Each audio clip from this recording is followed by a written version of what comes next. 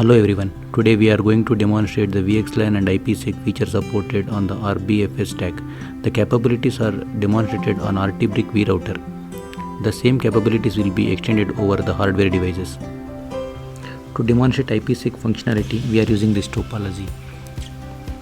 In this topology, between CPE0 and vPlayer router, we have VXLAN tunnel, and between vPlayer router and remote gateway, we have IPsec tunnel.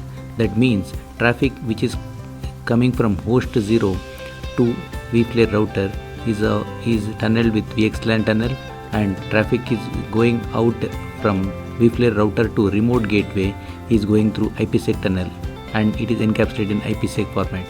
And finally it reaches to remote host, and packet flow of IPsec traffic looks like this. So traffic from host 0 to vPlayer router looks like this, that is VXLAN encapsulated packet, and traffic going from vPlayer router to remote gateway is IPsec encapsulated packet. Now let's see live traffic from our RT-Brick containers. For this we are logging into our host 0, and from there we are pinging to remote gateway, remote host. So ping is successful.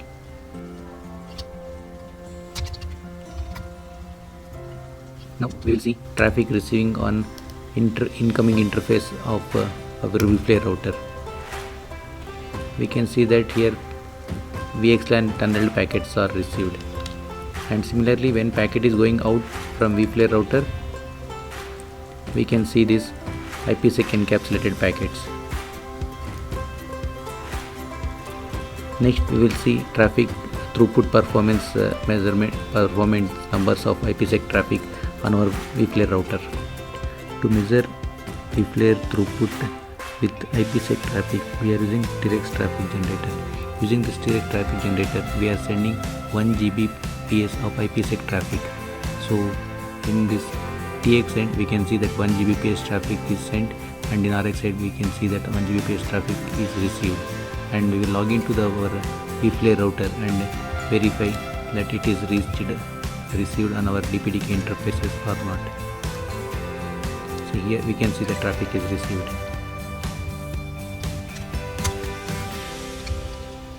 To demonstrate VXLAN functionality, we are going to use the shown topology. In this topology, we used two Intel x86 based servers in which we spawned our RT-Brick Dockerized containers. Between here, if we see, we have host 0 is available, and CPE 0 and vPlayer router. Similarly we have a CPE 1 and host 1. So these different Docker containers will act as different roles here. Host 0 represents end host, and similarly host 1. So to demonstrate this VXLAN tunneling capability, we are going to ping from host 0 to host 1. Here we need to discuss about the various interfaces between different Dockers we used. Between host 0 and CPE 0, we are using a shared memory based interface called MEMF interface. Similarly, between CPE 0 and a vPlayer server, we used DPDK x86 NICs, and we established a VXLAN tunnel between CPE 0 and vPlayer. Similarly, we established another VXLAN tunnel between CPE 1 and vPlayer router. This is about the topology. Coming to the packet flow will looks like this. So when we started a ping from host 0 to host 1, first it will reach to CPE, and from there it will be encapsulated with VXLAN header, VXLAN VNI 200. So once it reaches to vPlayer router, so it will take a inter VLAN routing from VNI 200 to VNI 300 that we programmed in our RT-Brick container. So once it reaches to our it will packet VXLAN encapsulation will take place, and inner IP lookup will be taken place at our vPlayer router. Finally it will identify what is the egress VNI it has to go through.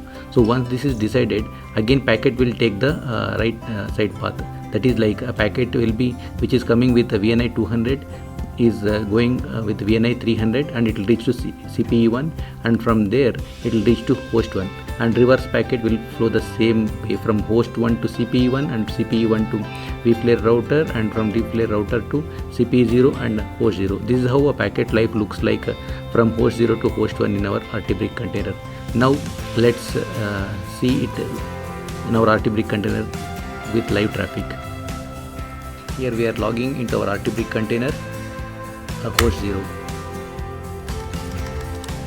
We did pre-provisioning of the configuration, and which configuration of a host 0 looks like this.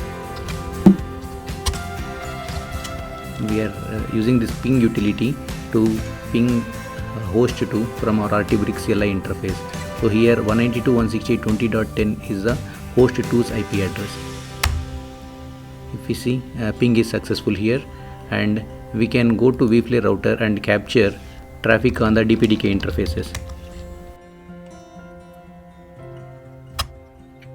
If we see in this capture, we can see both ICMP echo request and replay packets.